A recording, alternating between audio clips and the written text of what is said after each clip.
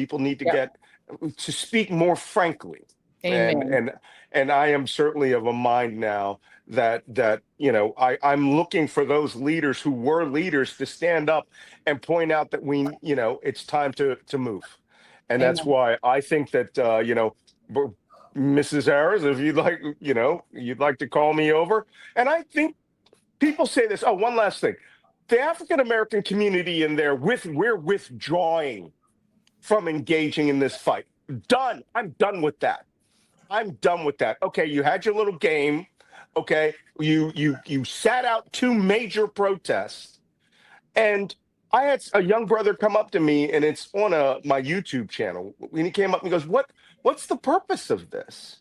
You know, and I had to explain it to him, and I go, your life, yours. You're wearing black fingernail polish. Your life is in danger. Right? You more than me. Because you're young, you're black, and you don't even know why there's 200,000 people on Benjamin Franklin Parkway. And I said, you are standing into danger. You need to engage and you need to understand that what your way of life, chillaxing, hanging out on 52nd Street, it could be over very quickly because we're next, right? We're people of color. They're going for all of them, and they're doing this campaign right now. But I do need to see leaders stand up, and I need to see the African American community stop this game of we did enough. 92% of the women voted. We're not going to help out in the protests anymore. Now Well, you're I playing. will say, What do you think? I get why African Americans are saying y'all are on I your own. get it. We did They've our had a part. six And month vacation. 100%, but this isn't a vacation. I think that people are still processing the loss and the betrayal, quite frankly, of women, of fellow women, white women who still voted for The Handmaid's Tale that will destroy them and their daughters, of Latino men who, by the way, they didn't in majority. Majority of Latinos did not vote for Trump. That is not Right. true.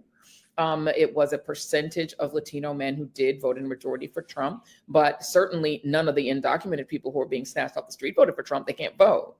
And Right. so I too believe that we have to re-engage, but I can understand why Black folks are like, am I going to be in the streets where we're the biggest target? Probably not. But there are other ways to serve and there are other ways to protest.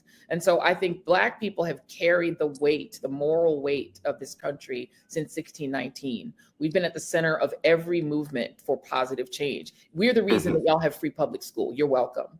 We've Right. done all that we can to make this a moral and better country and to make it a more perfect union. And we are tired. And we're tired of y'all. We're tired of people taking advantage of our movements and then leaving us behind when they achieve what we built for them.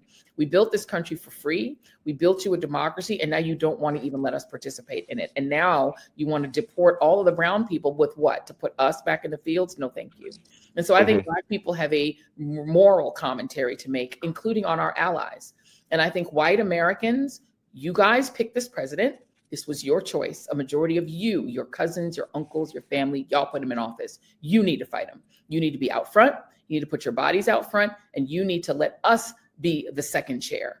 We will be second chair, but y'all got to be first chair. This is a moral moment. And it's a moral moment, to be honest, for white America, because you all are the only group that has in a majority, including white women, voted for Republicans consistently in every election since the 1960s. You did that because Black people got civil rights. And you now have to reckon with your choices. These were not our choices. Yes, some Black people voted for Trump. Some Black people who didn't pay attention and thought he was funny or whatever, thought they were going to get a check. Yeah, they voted for him. But it was mostly you all.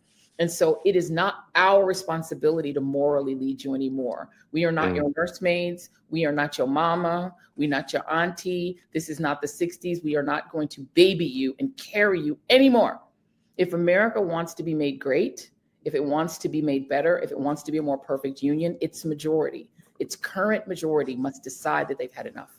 And I believe that at a certain point, even white Americans who like the idea of maintaining their social status at the top of the pyramid of the United States the United States sort of society, even they at a certain point will be tired of the clown show. And when they're tired of it, like every country in the world, when people get sick of it, they will overthrow this dictatorship. I have full confidence that eventually people will get tired of him tired of this, tired of MAGA.